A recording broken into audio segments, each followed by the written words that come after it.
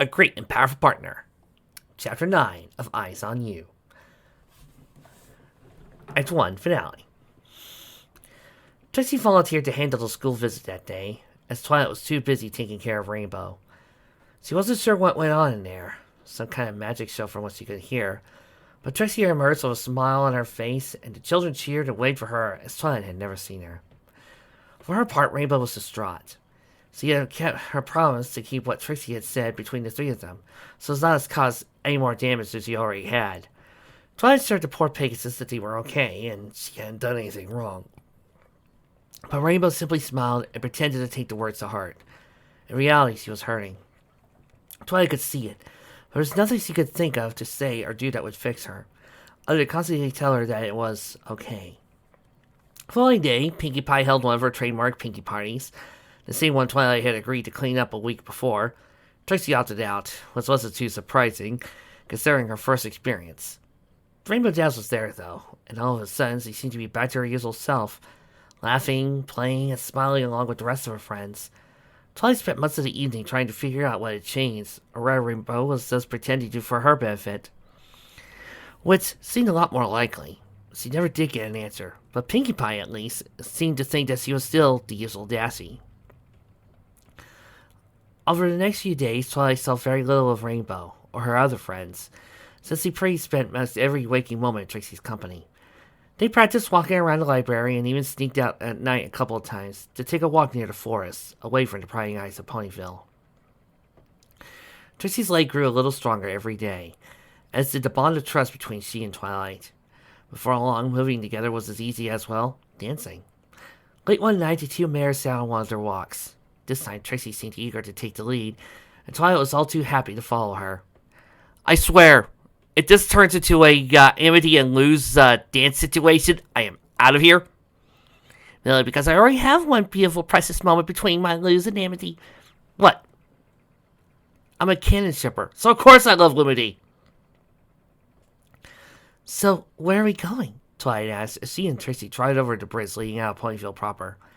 Just a little further, Trixie said with a smirk. You'll see. Twilight gave her a sidelong look. You're awfully mysterious all of a sudden. Trixie is always mysterious, and that's part of her job. The showman put her nose up in the air proudly. With a chuckle, Twilight turned back to the trail ahead. If you say so, Miss Great and Powerful. The night was a little chilly, but Trixie had chosen to leave her cape at home. She always did when they went out like this. It tended to get in the way. Didn't really matter, though. The closest they stared kept them warm enough. Their walk soon took them off the trail itself and up a slope of a rolling hill. When they crested it, Trixie slowed down and finally brought them to a halt. This it? Twilight asked, glancing around as Trixie lifted herself free. It seemed to be just a hilltop. Not quite, said Trixie. She took a step forward, and her horn lit up with a purple light. Twilight furrowed her brow in question at the moment, before a bright flash forced her to focus her eyes.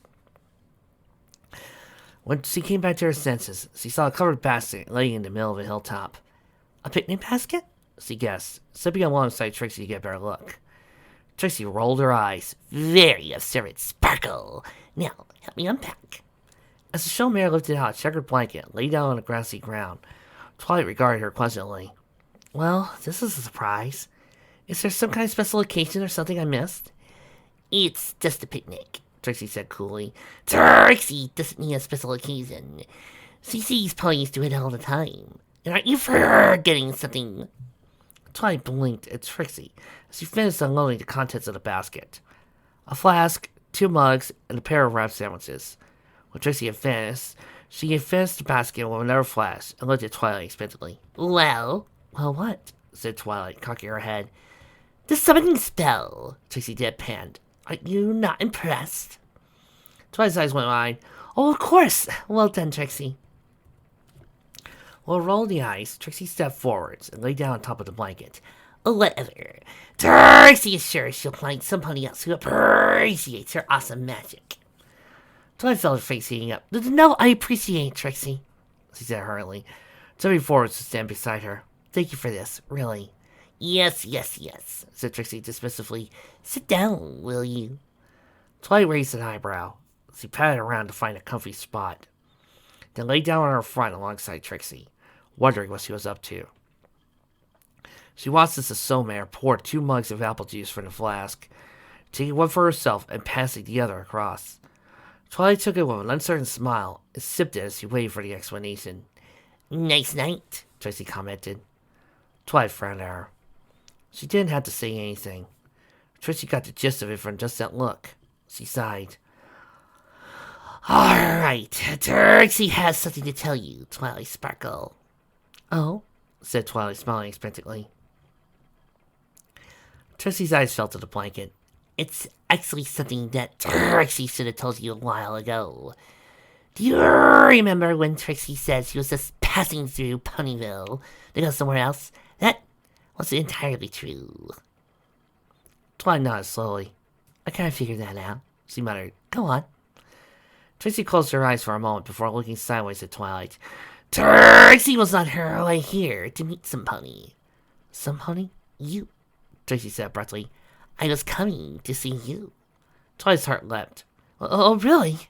she said, trying to sound casual. "What for?" "I'm getting to that," Trixie snapped. She cleared her throat and looked out towards the starry horizon and thought, "I guess I should just show you." Trixie's heart lit up again with the very same glow as before. A flash of light and a small, brown paper envelope appeared in midair. However, slowly down to land in front of the Somare, where she stared at it for a long moment. Then, she lowered her nose as she pushed it over to Twilight. "Go ahead." Grasping the thing in her magic, Twilight eyed it curiously. There was no address other than the word Trixie on the front, elegantly horn-written. With a quick glance at Trixie to check if it was okay, Twilight magically reached down inside and pulled a folded piece of paper. Unfolding it revealed an entire letter written in the same scroll. She shone a little more horn-light on it and leaned in for a better look. "Dearest Trixie," she read aloud, furrowing her brow. She glanced across the Somare. "Are you sure it's okay for me to—" "Yes," said Trixie shortly. "Just read it." Twilight blinked at her, then nodded and turned back to the letter. "Dearest Trixie, I know it's been a while since we last spoke, so I hope that this letter doesn't come too far great as a surprise. I didn't know where to find you. I never do. So I hired this courier to track you down. Trust he made good time delivering this to you, and hasn't arrived too late. I enclosed something you'll find quite interesting. You'll recognize the seal on the invitation, I assume? The royal seal of Princess Celestia herself, given in person. Naturally, it wasn't too difficult a task. I pulled a little old charm, and she was eating on my hooves." "Princess Celestia?" Twilight muttered. She looked up at Trixie. "What is this?" "Keep reading." "I'm sure you'd love to hear the juicy details. Perhaps we should meet up for dinner when you get to town. That is, unless you're not thinking of showing up. I suppose it wouldn't come too great of a surprise, though, if you could find somebody to partner with you. Which I doubt. There still wouldn't be any competition between us, would there? Well, teasing aside, I know you can't resist the challenge, so consider this a formal one. Trixie Lulamoon, my partner and I await thee in Manhattan. And the courier did his job right. You should have plenty of time to find yourself a partner, and meet us there. Don't be late. Oh, and don't worry about paying me back for the ticket. The look on your face when I thrash you in front of the entire big city will be more than payment enough. Yours always, Flair." As Twilight finished reading, she flipped the letter over just to make sure there was nothing more. The other side was blank. "Vivexis, isn't he?" Twilight turned to her raised eyebrows. "Vivexis? I didn't think anybody else knew that word." "I learned it especially for him," said Trixie darkly. "I take you don't like this Flair, then?" Twilight guessed. Trixie scoffed, and that's the letter back a little more forcefully than necessary. "Don't like him. He's the bane of my life. Says a stuck-up, arrogant, selfless Yeah," Twilight interrupted. "I think I get it." With a huff, Trixie turned to stare down at the letter in silence. Twilight shook her head and frowned. "An invitation. The royal seal. Manhattan. What's this all about, Trixie?" "Isn't it obvious?" said Trixie, giving her a quizzical look. "The Manhattan Display. The biggest, most popular magic show in all of Equestria. Don't tell me you haven't heard of it." "The Manhattan Display?" Twilight repeated, raising her eyebrows again. "Of course I've heard of it. I've been a couple of times myself when I was younger. Wonderful event. But I don't remember needing an invitation unless—" She broke off and glanced at the letter. "Are you saying you've been invited to compete?" "That's exactly what I'm saying," Trixie hissed. She advanced the letter and rested her chin moodily on top of the blanket. Twilight leaned in a little closer. What's the matter? You don't want to compete? Are you kidding? Any unicorn would give their guts huff to get in on that show, said Trixie. She cracked the second layer as the words left her mouth, until I felt a pang of envy. Stupid choice of words. But you know what I mean. I really want to compete. Then what's the problem? asked Twilight hopelessly. Twilight closed her eyes tight, and Trixie closed her eyes tight and screwed her lips. I have to win, she pouted. Twilight backed away and blinked. She didn't have to ask why. It was very obvious that she and Flare had some bad blood between them. But what she did have to wonder was why Trixie thought having to win was a problem. Wasn't this the pony convinced that she was the greatest and most powerful unicorn of all Equestria? No offense, Trixie, but that doesn't seem very great and powerful, Trixie offered. Thank you. Very you. Twilight finished. Trixie huffed. She didn't even bother dragging her chin off the blanket before casting another summoning spell. This time, a small red slip of fancy-looking paper for Trixie. She passed it to Twilight. She is pretty good at that spell. Twilight mused as she took the slip of her magic. It was, without a doubt, an invitation to complete the display, with the royal seal itself pressed in the corner. It was addressed to Trixie Littlemoon and her partner. The Manhattan display is a partner-based event, said Trixie sadly. That's the problem. Twilight lowered the slip and eyed her curiously. You mean you couldn't find a partner? Trixie scoffed. Of course I could find one. If I just ask, I'm sure ponies would be broadly lining up. So why don't you? Because I don't want just any pony to be my partner, said Trixie, throwing her a glare. Some second-rate unicorn out the street would just slow me down. The great and powerful Trixie needs a great and powerful partner if she is going to win the display. Oh, muttered Twilight. That made sense, I suppose. Trixie wouldn't sell anything less than the best, but... Wait a second. Twilight narrowed her eyes. Why are you looking at me at that? Trixie raised an eyebrow meaningfully. The pieces fell into place. Oh no, you can't mean me, Twilight said fearfully. Watering her eyes again, Trixie picked her chin up and turned to throw Twilight a serious look. If I didn't mean you, we wouldn't be having this conversation. Twilight shook her head. But why me? Why do you think? Said Trixie. You've vanquished an Ursa Minor by yourself. I've never met any pony else who could do that. So when I got the letter a few weeks later, you were the first pony I thought of. Twilight let out a breath, somewhere between a drained sigh and an exasperated huff. You went through all this just to ask me to be your partner in some contest? Trixie glared. It's not some contest. It's important. Obviously important enough to risk your life going through the Everfree Forest, said Twilight darkly. Trixie drew back in surprise as Twilight went on. Couldn't you just written me a letter or something? No, I couldn't, she threw back. Do you think it was easy asking for your help? Especially after you shut me up. Trixie, you know it wasn't like that. I know! Trixie huffed. Turning to her host. She frowned at Twilight for a second before turning away and drawing over to the edge of the blanket. That's not what it looked like back then. I was angry with you, Twilight Sparkle. Twilight's face found a frown as he stared back at Trixie's head. But you came here anyway. What changed? Nothing, Trixie hissed. I couldn't ask you when I got here either, remember? Twilight cocked her head. I don't understand. Trixie sighed and hung her head. Confused, Twilight got to her host and trotted over to her. She stopped when the showmare turned to her, looking at her determinedly. Trixie thought it would be easier if she saw you in person, but it wasn't. See you again just made things worse. Oh, Trixie. Twilight made a step forward, but the Astro Unicorn just shook her head dismissively. But that was before. Trixie understands properly now. She fixed Twilight with an earnest stare. You said that sometimes strength is having the courage to ask your friends for help. Well, I was weak back then. We weren't friends. That's different now. Twilight pursed her lips. The showmare stepped closer, until the two of them were barely a hoof distance apart. It has to be you, Twilight. Trixie! I can't do this alone. She looked at her good health and extended towards Twilight. Please. The word had just about the same effect as a buck to the stomach, made even worse by what Twilight knew she had to say next. I'm sorry, Trixie, she muttered. I can't. Trixie's gaze fell to the ground, and her host slowly followed. Trixie was afraid you'd say that. She shook her head and closed her eyes. Let me guess. It's because you don't want to be famous. It's a little more complicated than that, Twilight muttered. But yeah, please understand, Tracy. It's not that. Oh, I understand.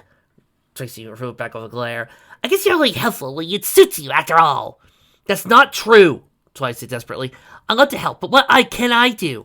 I'm the princess's student. I can't go showing off at an event like that. Why not? Because... Twilight broke off, feeling her face begin to heat up. She closed her eyes and turned away. I just can't.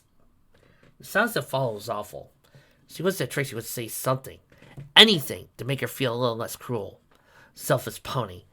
When she finally chanced her eyes, though, Twilight saw Tracy had her back turned completely.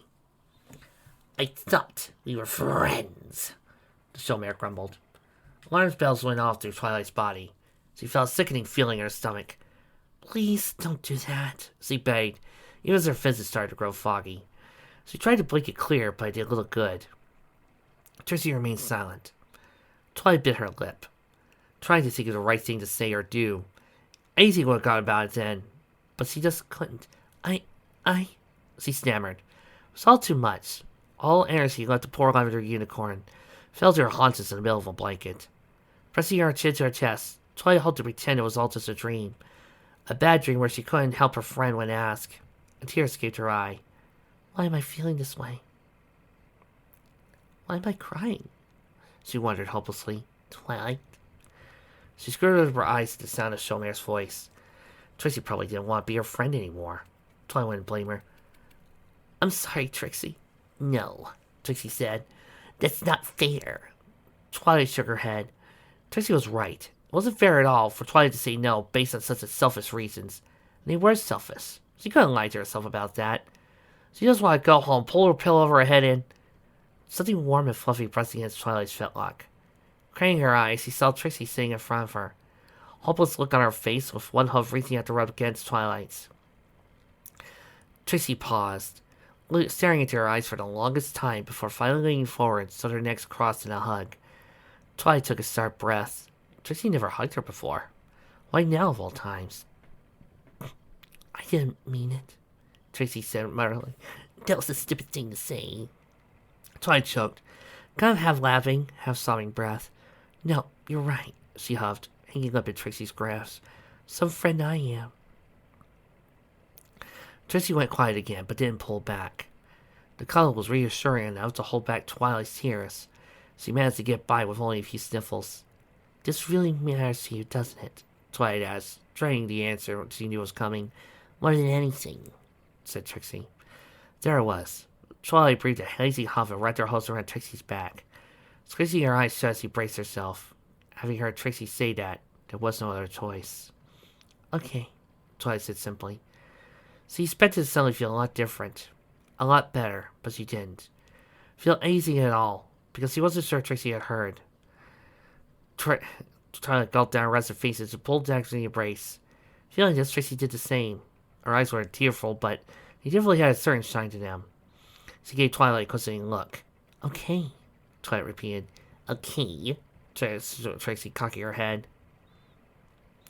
Twilight leaned forward to touch her nose against Trixie's, so all she could see was Showmare's shining amethyst eyes. Okay, was all the favor she could muster.